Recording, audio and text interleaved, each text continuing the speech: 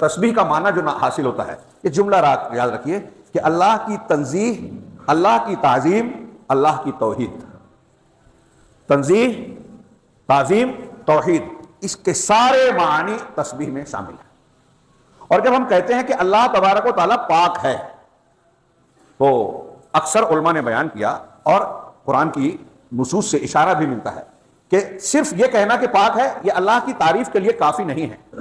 اس کے لیے ضروری ہے کہ جب ہم کسی عیب سے پاک مان رہے ہیں تو اس عیب کے مقابلے کی جو تعریف کا پہلو ہے اس کا اثبات کریں، یعنی خامی کی نفی کر رہے ہیں تو اس کے ضد کی خوبی کا اثبات کریں۔ خامی مثال کے طور پہ ظلم ایک خامی ہے، برائی ہے۔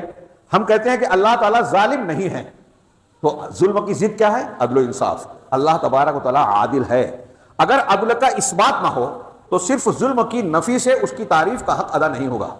جب ہم یہ کہتے ہیں کہ اللہ تعالیٰ کوئی چیز بھولتا نہیں، اللہ تبارک و تعالیٰ جاہل نہیں ہے، اللہ تعالیٰ کے علم سے ایک بال برابر بھی کائنات کی ماضی حال مستقبل کی دنیا کی کوئی زبان ہو، کوئی بال ہو، کوئی درخت ہو، کوئی پتا ہو، کوئی پانی کے اندر چھپی ہوئی کوئی چھوٹی سے چھوٹی باریک سے باریک چیز ہو، زمین کی تہوں میں چھپا ہوا کوئی ذرہ ہو، کوئی بھی اللہ کے علم سے باہر نہیں۔ ہاں، یعنی اللہ جاہل نہیں ہے، اللہ عالم ہے۔ جاہل نہیں ہے، یہ سو، برائی، عیب سے ہم نے اللہ کو منزہ قرار دیا۔ عالم ہے، یہ حمد، تعریف اور خوبی کا اثبات کیا۔ اب دونوں کو ملائیے، جب ہم کہتے ہیں سبحان اللہ و بحمدہ، جس نے 100 مرتبہ کہا اس کے سارے گناہ معاف۔ ہاں، جس نے صبح شام 100 مرتبہ کہا تو اس کے گناہ معاف، اور اللہ قیامت کے دن جو ہے وہ ایسی نیکیاں لے کر آئے گا کہ اس سے بہتر اللہ کے نزدیک کوئی نہیں ہوگا سوائے اس کے جس نے ویسا عمل کیا یا اس سے بہتر کیا ہو۔ کیوں یہ اتنا عظیم ہے؟